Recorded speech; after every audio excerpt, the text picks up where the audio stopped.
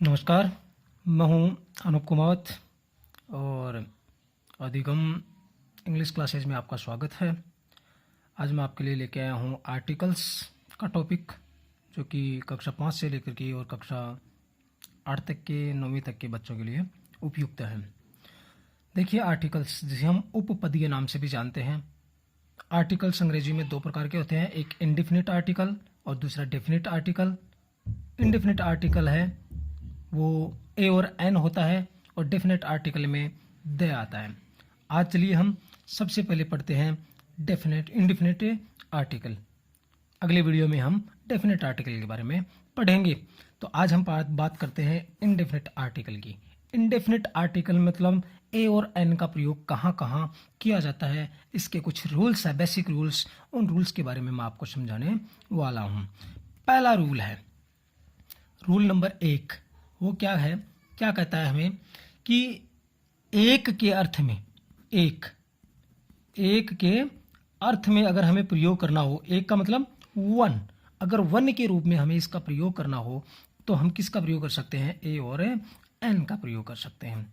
मतलब वन, हर जगह हम वन तो लगा नहीं सकते, एक का प्रयोग हम कर नहीं सकते। जैसे उदाहरण के रूप में एक बार एक राजा था, तो हम इसको ये नहीं कह सकते कि देयर वाज वन किंग। इसलिए इसका प्रयोग करने के लिए हमें ए या एन का प्रयोग करना होगा। As for example, there was a king, तो यहाँ ए का प्रयोग होगा। अब मैं आपकी बेसिक जानकारी के लिए बता दूं, ए और एन में ज़्यादा फर्क नहीं है। वो क्या फर्क है, देखिए 2 नंबर। सबसे पहले हम बात करते हैं ए का प्रयोग। ए का प्रयोग कहाँ होता है? ए का प्रयोग में बहुत सारे बच्चों के दिमाग में ये रहता है कि ए का प्रयोग वहाँ होता है जहाँ व्यंजन आता है। किसी भी संज्ञा के शुरुआत का पहला अक्षर व्यंजन हो तो उसके पहले ए लगाया जाता है, जबकि ऐसा नहीं होता। ए का प्रयोग वहाँ होता है उसके व्यंजन नहीं, व्यंजन की ध्वनि से शुरू होने वाली जितनी भी संज्ञाएं हैं, ठीक है, उनके साथ ए का प्रयोग होता है। उदाहरण के रूप में जैसे ए काइट, यहाँ के एक व्यंजन है, एक कॉन्सोनेंट है, इसलिए इसके पहले क्या आ गया, ए आ गया। इसी प्रकार जैसे ए शर्ट, ठीक है, यहाँ क्या है, एस एक कॉन्सोनेंट है, इसलिए इसके पहले ए आ गया, ठीक है। तो यहाँ ए का प्रयोग होगा और कहीं नहीं होगा, तो इसके रूप में ए का प्रयोग होगा। अगर हम बात करें एन के रूप में, तो एन का प्रयोग कहाँ होगा, ये देखिए। एन का प्रयोग वहाँ होगा जहाँ व्यंजन की बजाय स्वर की ध्वनि से शुरू कोई संज्ञा हो। उदाहरण के रूप में देखिए, उदाहरण के रूप में एज फॉर एग्जाम्पल, जैसे एन एप्पल, ठीक है, इसलिए एप्पल इसका उच्चारण किससे शुरू हो रहा है, एस से हो रहा है, ठीक है, इसलिए इससे पहले क्या आ गया, एन आ गया। इसी प्रकार एन ऑरेंज, इसका पहला अक्षर क्या है, ओ है, और ध्वनि किससे शुरू हो रही है, स्वर से ही शुरू हो रही है, इसलिए इसके पहले क्या आया, एन आया। लेकिन यहाँ देखिए, अब इन दोनों में दोनों का उदाहरण, कंबाइन उदाहरण देकर के मैं आपको समझा रहा हूँ। ए और एन दोनों का ध्यान से देखना, इन दोनों का एक कंबाइन उदाहरण आपको मैं समझा रहा हूँ। और वो क्या है कि मान लीजिए अगर यूनिट आए, बहुत सारे बच्चों में ये फर्क हो जाता है। यूनिट एक शब्द है जिसका पहला अक्षर यू से स्टार्ट हो रहा है, और यू एक क्या है, स्वर है, लेकिन इसका उच्चारण, इसकी ध्वनि किससे शुरू हो रही है, यू, यस से, और यह क्या है, एक कॉन्सोनेंट है, इसलिए इसके पहले क्या आएगा, ए आएगा।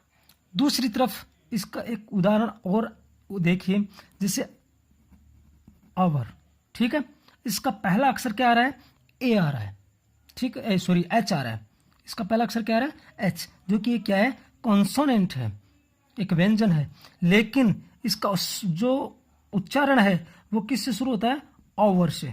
किससे होता है, ओवर। इसको हावर नहीं बोलते, इसको ओवर बोलते हैं, इसलिए इसके पहले क्या लगेगा, एन लगेगा, ठीक है। इसी प्रकार दूसरा उदाहरण, जैसे ऑनेस्ट, इसके पहले भी क्या लगेगा, एन लगेगा। ठीक है। और इसमें जैसे यूनिट के साथ साथ जैसे यूनिवर्सिटी, ठीक है, यूनिवर्सिटी हो गया, यूनिफॉर्म, ऐसे इनके साथ क्या लगेगा, ए लगेगा। अब बात करते हैं हम नियम नंबर 4 की।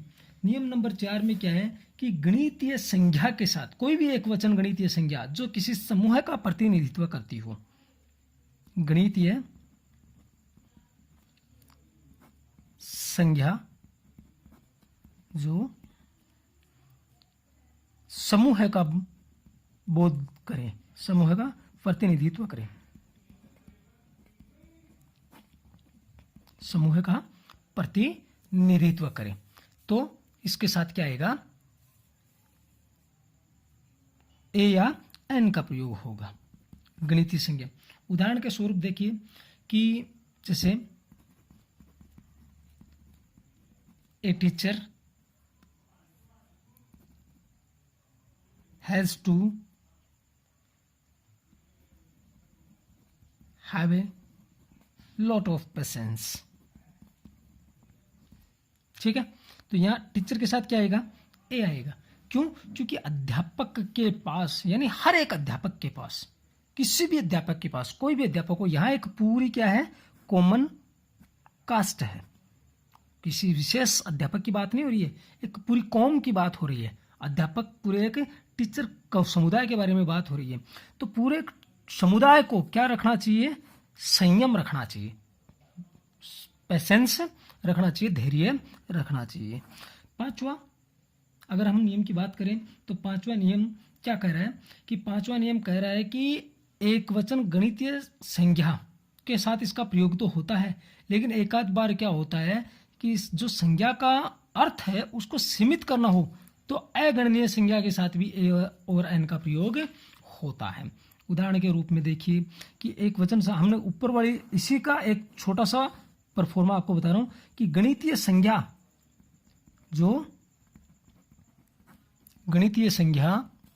जो समूह का तो बोध करे, समूह का बोध कराए, परंतु सीमित उस संज्ञा का अर्थ करना हो, बोध कराए, लेकिन क्या करें, उस संज्ञा का अर्थ सीमित कराए।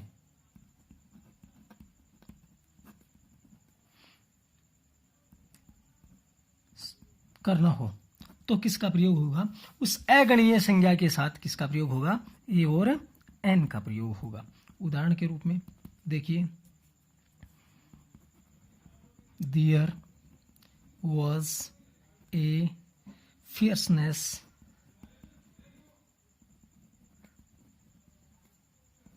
in his eyes। ठीक है,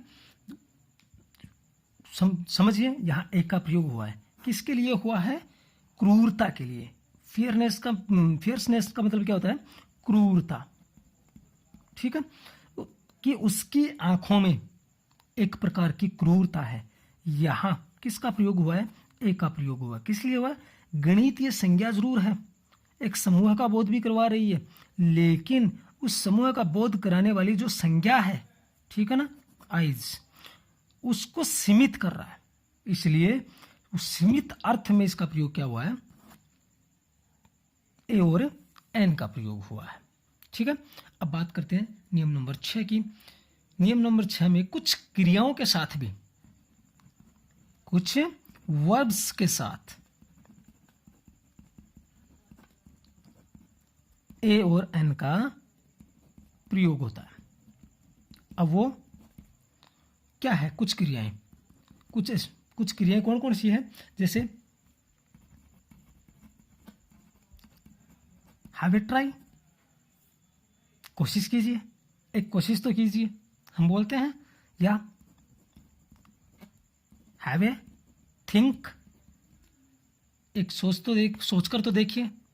ठीक है, तो इस प्रकार से ए और एन का प्रयोग होता है। अब हम बात करें अगले नियम की, नियम नंबर 7। नियम नंबर 7 क्या कहता है कि खास तौर पर खाने पीने की जो वस्तुएं हैं, खाने पीने की वस्तुएं, उन खाने पीने की वस्तुओं के नामों के साथ, वस्तुओं के नाम के साथ, ठीक है, किसका प्रयोग किया जाता है? ए और एन का प्रयोग किया जाता है। लेकिन उस वस्तु की निर्धारित मात्रा होनी चाहिए। क्या होनी चाहिए? वस्तु की निर्धारित मात्रा, ठीक है। उदाहरण के रूप में समझिए, जैसे 80 एक निर्धारित मात्रा है, एक कप टी, एक कॉफी, एक निश्चित कॉफी, एक कप कॉफी, एक कप ऑफ टी या एक कॉफी, ठीक है। ये निर्धारित वस्तु की मात्रा बताई जा रही है। हम उसको ऐसे, जैसे एन आइसक्रीम, ठीक है। तो इसके लिए आइसक्रीम खा रहे हैं अपन, तो उसकी एक निर्धारित मात्रा होती है, उसके लिए किसका प्रयोग किया जा रहा है? ए और एन का। अगला है कि एक समूह है जो दो संज्ञाओं, एक समूह के रूप में दो संज्ञाएं